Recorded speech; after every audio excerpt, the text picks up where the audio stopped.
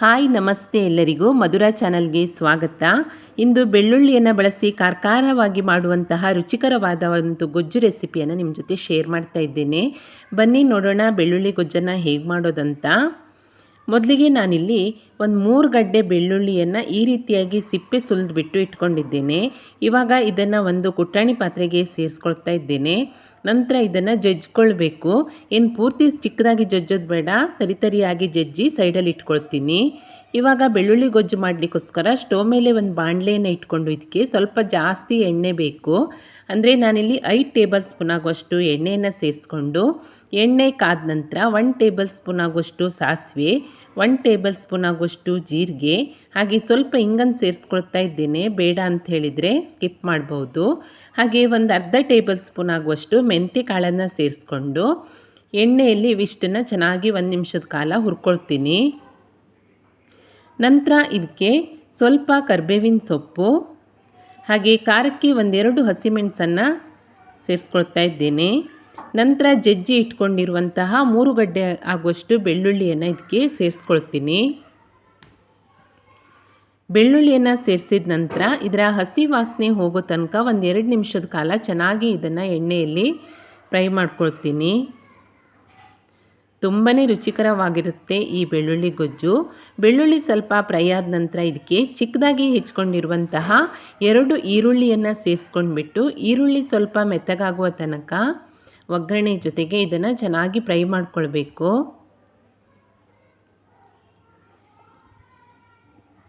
ಈರುಳ್ಳಿ ಸ್ವಲ್ಪ ಫ್ರೈ ಆಗ್ತಿದ್ದ ಹಾಗೆಯೇ ಇದಕ್ಕೆ ಚಿಕ್ಕದಾಗಿ ಹೆಚ್ಕೊಂಡಿರುವಂತಹ 1 ಟೊಮೆಟೊವನ್ನು ಸೇರಿಸ್ಕೊಳ್ತಾ ಇದ್ದೇನೆ.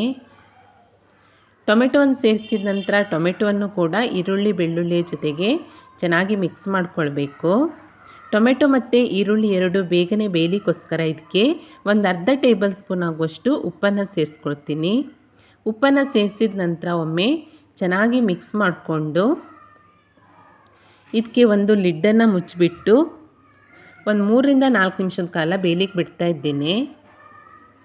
ನೋಡಿ, ಒಂದು 3 ನಿಮಿಷದ ನಂತರ ಟೊಮೆಟೊ ಮತ್ತು ಈರುಳ್ಳಿ ಬೆಳ್ಳುಳ್ಳಿ ಎಲ್ಲವೂ ಚೆನ್ನಾಗಿ ಬೆಂದಿದೆ. ಇವಾಗ ಇದಕ್ಕೆ ಒಂದು 1/4 ಟೇಬಲ್ ಸ್ಪೂನ್ ಆಗುವಷ್ಟು ಅರಿಶಿಣ, 1 ಟೇಬಲ್ ಸ್ಪೂನ್ ಆಗುವಷ್ಟು ಖಾರದ ಪುಡಿ, ಹಾಗೆ 1 ಟೇಬಲ್ ಸ್ಪೂನ್ ಆಗುವಷ್ಟು ಧನಿಯಾ ಪುಡಿ, 1 ಟೇಬಲ್ ಸ್ಪೂನ್ ಆಗುವಷ್ಟು ಸಾಂಬಾರು ಪುಡಿ. ನೀವು ಮಾಡಿರೋದಿದ್ರೂ ಸೇರಿಸ್ಕೊಳ್ಳಿ, ಇಲ್ಲ ಅಂಗಡಿಯಿಂದ ತಂದಿದ್ದಾದರೂ ಓಕೆ. ನಂತರ ಇದಕ್ಕೆ ಒಂದು ಅರ್ಧ ಕಪ್ ಆಗುವಷ್ಟು ಹುಣಸೆ ಹಣ್ಣಿನ ರಸವನ್ನು ಸೇರಿಸ್ಕೊಂಡು ಈ ಮಸಾಲೆ ಪದಾರ್ಥಗಳೆಲ್ಲವನ್ನು ಚೆನ್ನಾಗಿ 1 ನಿಮಿಷ ಮಿಕ್ಸ್ ಮಾಡಿಕೊಳ್ಬೇಕು.